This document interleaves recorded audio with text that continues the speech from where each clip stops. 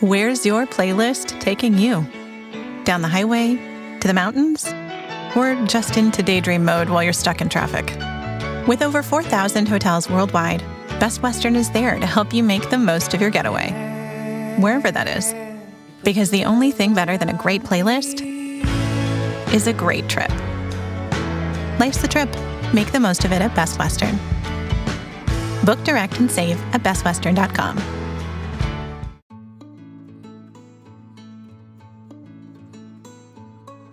Hi, and thank you so much for checking out Raising Me. I'm Adrienne Stein, a mom of 3 and a longtime journalist in a former life. A big thank you to our sponsor of Sweetser, which is a behavioral health nonprofit that is doing so much good work in communities around Maine.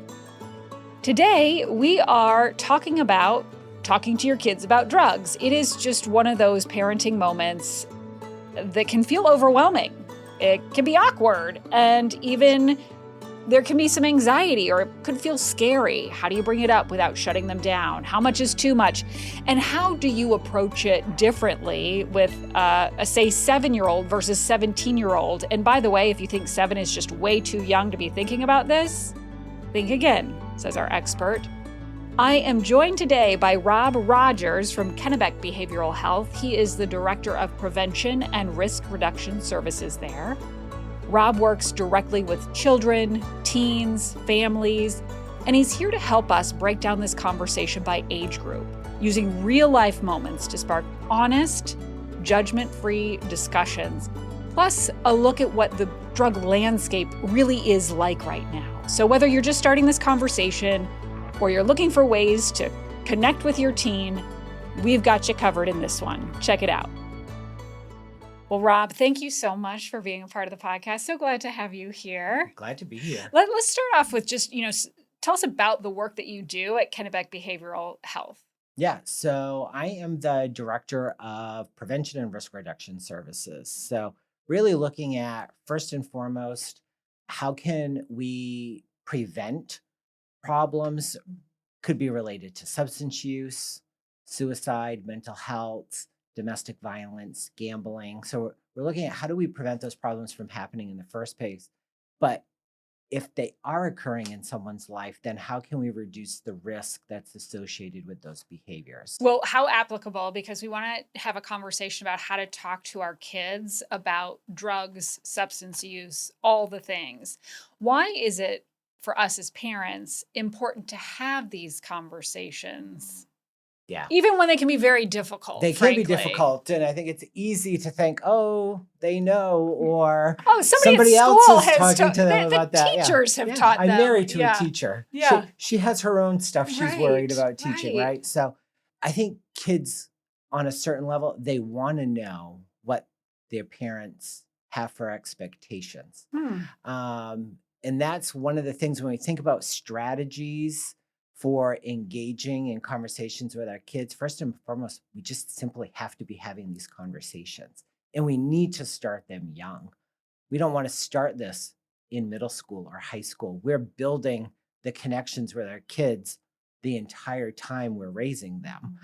And we want to have frequent conversations, but we also want them to be brief because let's face it, their attention spans are very long. And who wants a lecture? That's right. Right? But, you caught my attention when you said even before middle school, which I'm thinking, wait, what? Like elementary school? So I do want to talk about sort of the idea of age-specific, age-appropriate conversations with kids. But before we even get into that, I'm just curious, what are the types of drugs? Like, what's the drug landscape like from your perspective, working in this as a professional?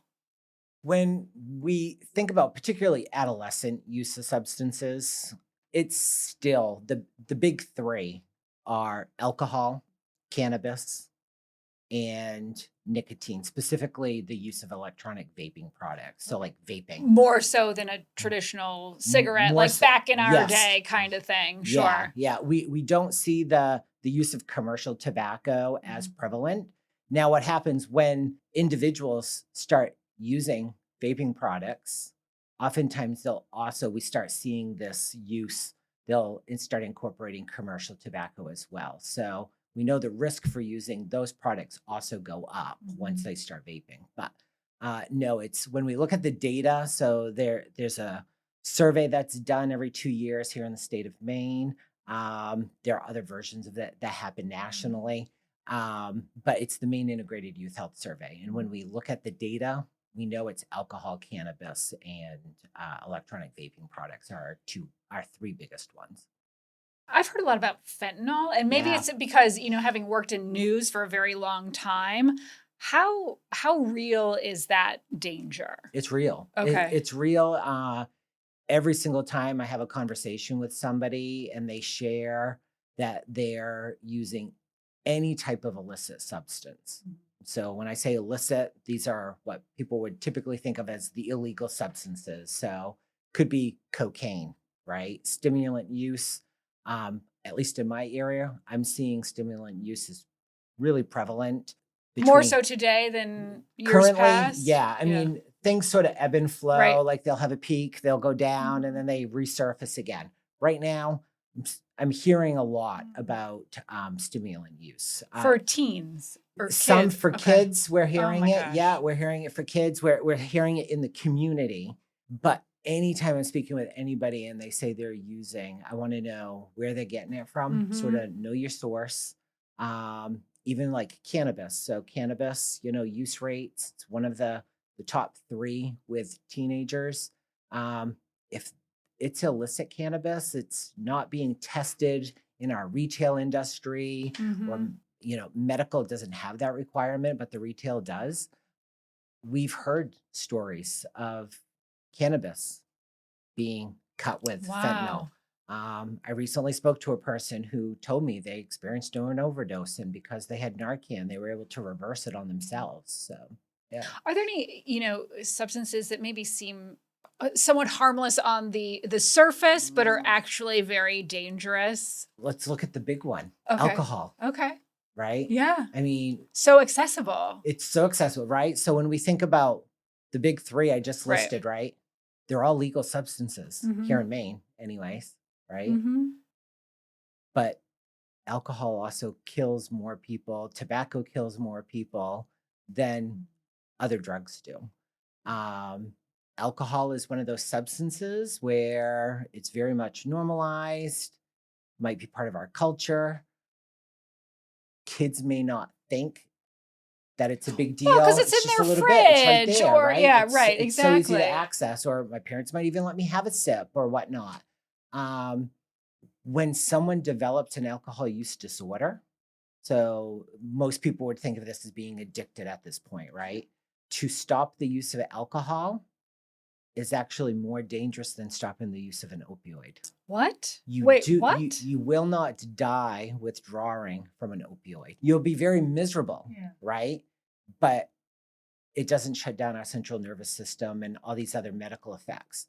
When someone who has a severe alcohol use disorder, it may not be safe for them to, you've heard the term cold turkey, just stop abruptly, I can do it on my own. They may need to be medically detoxed. Really, any of those sort of depressants do that. So benzodiazepines, which might be in the form of a prescribed medication, and alcohol. And yet it's something we know teens have relatively easy access to. What about what comes to mind too is social media and access. How has that changed the way kids are exposed to various drugs or have access to them? Yeah. I mean, whether it's the ability to fake, falsify information and they're ordering it online, having it delivered right to the home. Now, you may still need to sign for this, right? So is there somebody that's signing for it? But, it's completely changed the landscape. You don't have to necessarily go into a store and purchase it. The notion of having, the fake ID and stuff. I mean, the reality is when we look at the data, it is, most students reported that when they were accessing alcohol in particular, they got it from someone else. They weren't going in and buying it. it's with the something fake that, ID. yeah, It was like somebody else had it, and yeah, whether and it's provided it to them. like specifically, they're not going to mom and dad's medicine or, It could be, right? cabinet. Okay. But it could also be my friend gave it to An me. older brother, yep, sister, those kinds of things. yeah, Yeah. yeah. So just like in terms of talking to our kids, like starting these conversations, you said off the top, like this is something to start before they're in middle school, high school. So like, are we talking 5 or 8 to 9? Like, and what would that conversation look like if we're talking that young that we should start at least bringing this up? Yeah. And when I say having conversations, right, some of it, we do need to think what's developmentally appropriate, but some of it is like that notion when we talk with maybe a preschooler about, you remember, we don't take things from strangers, or we teaching people not to drink other people's drinks. Like when we're at the family function, how often can the kids be walking around and is that my drink? Is that my, they don't know what's in it. So it's having those types of conversations. And so like really simple, not necessarily be, like, yeah. oh, though that could be drugged. Right. It's more of the idea of like, you know what, if you don't know what's in there, just make sure Right. you're not drinking it, which is just Right. great advice Yeah, in general. in general, right? Right. Yeah. I mean, and then as they get older, I mean, that same notion like around drinks, I mean, then you think about your child going off to college or they start going out Well, that's to still good bars, advice. right? Right. Absolutely. Right. I mean, if you've left your drink unattended, No I wouldn't want to thanks. drink that anymore. That's a hard pass. Right. So, all right. So 5 to say like 8, 9, it's really more like broad concepts. Yeah. What about when you're in that sort of 9 to 12, sort of that, moving into preteen and early teen ages? They're obviously becoming more independent, certainly more curious. So what might those conversations look like? I think that's where you can start really laying the framework for what your expectations are as a parent for your kid. Don't sort of, sugarcoat it. I think they need to directly be told, if my expectation is I don't want you drinking or using any other substance until you're 21. There's reasons why 21 is an age, right? I mean, we think about brain development and stuff. So if we can delay you using until you're in your 20s, you're less likely to develop a substance use disorder to whatever it is you're using. Okay. Your brain's more fully developed. You'll be able to have clearer decision making, have better understanding of your emotions, how you respond to certain things. So yeah. So it's a little bit more blunt. Yeah, being definitely really blunt. Yeah. Then I think and they've probably seen it. Well, maybe on social media, right. or if they're at a friend's house where there's an older sibling. Yeah. I mean, sure, like that's the reality for in many cases. What about though when it comes to teenagers who don't always want to hear it from you or whatever it might be, but like how do we get through to teenagers that, creating sort of an open, honest conversation? That's where, like I said, they have to be frequent conversations, frequent, brief conversations. Think about those opportunities. If you see something on the TV, or maybe you're watching a movie with them, or you hear the lyrics of a song and it's something as a parent like, wait, what was that? Have a conversation about it. I mean, there's stuff always happening on our media platforms, right? When we think about that. Except with teenagers, you don't always see what's coming up on their TikTok feed or their reels or whatever it might be. And it's a fine line too, because you don't want it to feel like a lecture. No. So for me, it's about those frequent, find opportunities. Always look for those opportunities. I joke, I say this about my own children, right? When I had them in the car, they couldn't escape at that point. So the car was a great place to have, especially if maybe it was on the way to school. I knew we had 5 to 10 minutes. Yeah. It wasn't going to be the clock huge is lecture, ticking. right? Yeah. But it was a captive audience at that point too. Yeah. What if the question comes up like, well, did you ever use drugs? Then what do you, are we blunt and honest? My own personal belief is we're better off to tell the truth. Yeah. Because the moment we're caught in that lie, we lose credibility with our child. So if we did, we can share, I did this and this is what I thought was going to be the benefit, but this is why I want you to do things differently. Maybe I'm someone who had some negative consequences related to my use. And you learned. And I learned from that. So learn from, my past experiences so you don't have to go through the same thing. Or you know what? Science has changed a lot. So I now know things that are different than what the understanding was when I was a kid, smoking was still allowed in public. I remember Schools still had smoking. In high school, walking, this is probably Yes. totally dating myself, but walking out of high school and kids were smoking in the parking lot, Yes. Yes. Walking off campus, like no big deal. Right. Yeah. We don't see that nowadays. No. Like there are things that we experience that our children are completely oblivious to. They just haven't had those same experiences. And when we think about some of the changes, like nowadays, we know with some of these substances, they're looking at how can we make them more potent, stronger, More addictive? More addictive, that immediate gratification that people are looking for. Okay. Mm-hmm. We just think about the cannabis industry. We think about what was the potency of cannabis in the 70s and 80s compared to the potency now. We're not even talking about the same drug. A massage chair might seem a bit extravagant, especially these days. 8 different settings, adjustable intensity, plus it's heated, and it just feels so good. Yes, a massage chair might seem a bit extravagant, but when it can come with a car, suddenly it seems quite practical. The all-new 2025 Volkswagen Tiguan, packed with premium features like available massaging front seats, it only feels extravagant. Really? Yeah. Do you know that off the top of your head? I'm just curious. Not exact data now, yeah. but you might be looking at potencies in the 70s and 80s, 4% or whatnot. And now they're manufacturing stuff 20, 30. Oh my and when you gosh. start thinking about concentrates, you have substances that people still call cannabis, but now we're taking this concentrated form and it would be 70, 80, 90% Oh my goodness. THC. Yeah. Right. So totally different Different drug. chemical. Yeah. Yeah. You're still calling it pot or weed or cannabis, whatever it would be.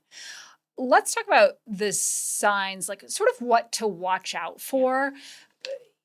As a parent, how do you know the difference between, I say quote unquote, harmless experimenting or a little experimenting versus this is not heading down the right path. There's a problem here. And I want to really make sure I'm emphasizing quote unquote harmless experimenting because I think that's a really fine line. It's a real fine line, right? And oftentimes people may not understand any sort of genetic factors. And when we look at sort of people who develop substance use disorder compared to people that don't, biology plays a big factor in that. Some of it's, biologically, do I have relatives who also have a substance? So looking at parents, siblings, grandparents, that actually plays an important factor. Okay. So that's one way you would maybe That's know one that. way. And then other things I encourage people to look for is really looking at how is your child changing? Is there a change in their affect, their emotions?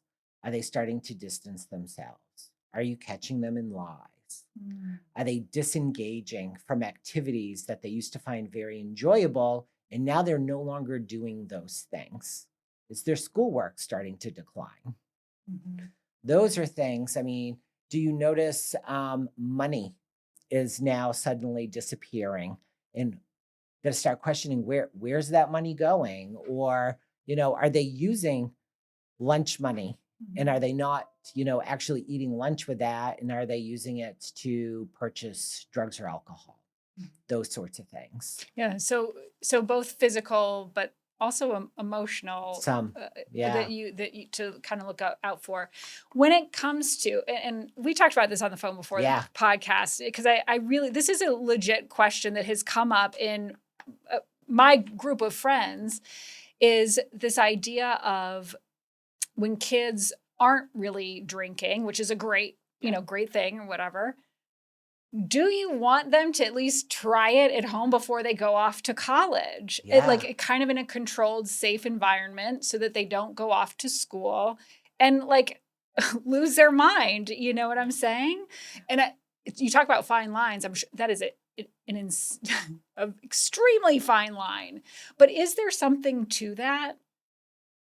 That's a really tricky question, I know. right? So, I mean, families have those rights to make these decisions. Like legally in the state of Maine, a minor can consume alcohol in their home with their parent, right? Can't allow anybody else. Right. We have social hosting laws, those sorts of things.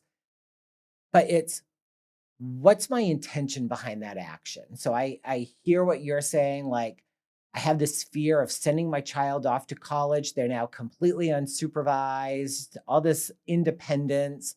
And are they going to go to this, rager, like crazy frat party, right? party, And get, right? And then start, I mean, again, I keep coming back to conversations, right? So, there's a difference. Like, are you capable of still having a good time? You can still go to the party if that's something you want to do, right? But do you have to go there and get completely intoxicated or so impaired where I'm now getting ill? I don't remember what happened. I put myself in a situation where I might be exposing myself to other negative consequences. Like, I increase my risk of being exposed to violence, sexual assault, all of these other things, right? All the things. So there's a difference between quote unquote responsible drinking, especially if we're at that point where we're of an age or whatnot, versus going out and drinking to the point where my goal is to get completely obliterated, right? So having those conversations, if I'm inclined and from a harm reduction standpoint, like, is this safer? I want to see how my kid reacts. Maybe they have something, that's a family decision that they have to make. But I think you're able to have those conversations and comment on how proud you are that they've made these decisions not to, and that there's no reason why they can't continue to make good decisions even while they're at college. But if you are going to, how do we reduce your risk? So let's talk about that, right? Yeah. So having those conversations. It's tricky. It is tricky. Very tricky. Because do we think the same terms? Because we think of alcohol. So sometimes what I sort of challenge the parents to think about is, so where's your own level of acceptance with alcohol? Because I don't hear you saying, should I also have my child try cannabis at home? Should I have them try some prescription medication? Should they try ecstasy at home? We're not saying those things, right? But alcohol is still going to cause problems. Yeah. Potentially. It's such a good point. But it has come up, and I just wanted to throw that out there just to sort of get your take, because ultimately it's just, in a way, it's approaching it as trying to protect them, but is it really? So I don't know. Right. It's a hard one. Yeah, it is. Right? It is. Yes. There's no clean cut answer on that one. There isn't. No. So, like, just as a parent, if your gut instinct that there's something going on that needs to be addressed, like, how do you approach this in a way that doesn't push them away? Yeah. So first, if we've been having those consistent conversations, then that part shouldn't be foreign, right? So we're asking questions. I've noticed, and state, what is it you're noticing? I noticed, you're not hanging out with those same friends anymore. Is there something going on? I'm worried about you. Remember, I'm always here for you to talk to.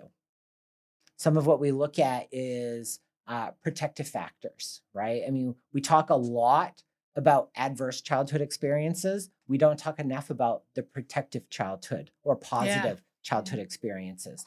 And having that trusted adult that I know I can go to and talk to, but also having adults that aren't my parents. So who are those other people I have a relationship with? Who's in my community? It could be the basketball coach. It could be someone in the band. It could be at the church. It might be at the rec club I go to. Who's these other adults that I have? Well, who are the other adults that parents should, like, who should a parent go to first? They've talked to their kids, maybe it's not getting through. Maybe there's still an issue. They're scared. They're upset. Like, who who is that first person a parent should go to when it is beyond their scope? Yeah. So, I mean, know where you can get help, right? Yeah. So, whether it's if they're still in school, is there a school counselor I can talk to? Different schools have different levels. Some schools, they might only have a guidance counselor. Some have licensed therapists that are in the school. So maybe I can talk to one of them. Who's that trusted person? Maybe it's, I reach out to my pastor and I talk to them. I might call a behavioral health agency and, like, I'm a concerned parent. This is what I think's going on. Or maybe I know what's going on and I'm sort of at a loss. I don't know what to Right. do. I don't have the resources. I don't have the Right. education or whatever, Right. a parent might be Yeah. thinking, and they need professional help. Yeah. Yeah. So being able to call an agency near you and have a conversation, you're going to get a different response depending. So, I mean, at our agency, we have an access center. So when you call and sort of explain, they'll sort of find out what services you might be appropriate for. We also have a new program where a certified community behavioral health clinic as of yesterday. And we have care coordinators. So they're there to work with people while they're waiting. So maybe I have to wait for a therapist, but I have somebody I can still talk to, look at what services, understand the resources that are available. So there's a connection, a linkage that's made. One thing that we talked about too prior to this is sort of these rough guidelines. Yep. Yeah. Can you tell me a little bit about that? Yeah. Yeah. So and you're going to find different sort of responsible use guidelines. If you go online, you'll see different versions. So one I teach was developed by an organization called the Prevention Research Institute. And they created a curriculum called Prime for Life. Here in Maine, we use Prime for Life. It is the course for anyone who has an operating under the influence offense. They have to take, if they're over 21, they do a 20-hour education class to try and get their license back. They also do a program for people under the age of 21. For non-driving offenses, we use that curriculum as well. So it's a way where people can sort of examine their own use of either alcohol or another substance, and then do some self-reflection and see sort of what they want to do next. Within that curriculum, they have some responsible drinking and drug use guidelines that they share. And it's a pretty simple formula. It's 0, 1, 2, 3. So 0, meaning if I'm a minor, the recommended guidelines is no use. My brain's not fully developed yet. I want to have the best chance to have the most successful life possible. So the recommended guidelines is 0. There's other people that shouldn't drink either. Maybe I'm pregnant, right? Maybe I'm in recovery. So drinking isn't an option for me because I've already done that and I know I have a problem with that. I might have a certain medical condition where it's not recommended. So that's the 0. And then the other part of 0 is for all other substances. Because when we look at sort of a standard dose, so as when we think about cannabis, people are often like, well, what's the responsible use for that? Like, while it's legal, according to these guidelines, there's still no recommended safe level, because when you look at using, in particular, THC, that's the part of the cannabis that causes the high, any use causes impairment. And with impairment comes the risk of consequences. And we have no standard dose at this point. So 0. That falls into the 0. The 0. One drink per hour. That allows the body to metabolize it. We need to be mindful of like what one standard to drink is. So depending on what I'm drinking, whether it's, a beer, if it's wine, if it's a distilled spirit, there's a different the amount. Right. Changes. Right. There's a difference between like a hard cider and a martini. Right. Sure. And so when you start talking like a margarita, one margarita has 3 standard drinks in it on average, but it depends on the person pouring it and stuff. So the guidelines 1 per hour, because that allows the body to metabolize it. No more than 2 drinks daily, and no more than 3 on any given day, but not on consecutive days. if we follow those guidelines, for most people, their tolerance level won't go up. So I don't need more of the substance to get that desired effect that I'm looking for. So that's sort of that idea with tolerance. And if my tolerance doesn't go up, I'm less likely to develop, a dependency to it. So if there was one piece of advice for parents when it comes to talking to your kids about drugs or just anything that we've talked to today, what's really the key takeaway for you? The key for me, it's sort of what I've been saying, conversations. We have to talk frequently with our kids, and we have to be clear on what our expectations are for them. Excellent. Rob, thank you so much for being a part of this. Really appreciate it. Of course, I want to let our listeners know we will also have more resources on wgme.com/raisingme. Really appreciate it. A big thank you, of course, to Rob for his expertise and such practical and compassionate advice. And if there's one thing I think I'm really taking away from this is that talking to our kids about drugs is obviously, we know, incredibly important. And that it really isn't just like this one-time big lecture. It has to be an ongoing and honest dialogue that really evolves as they grow, and just making sure that your expectations as a parent are abundantly clear. For more resources and support, including local programs and counseling services, you can visit Kennebec Behavioral Health online, where Rob works.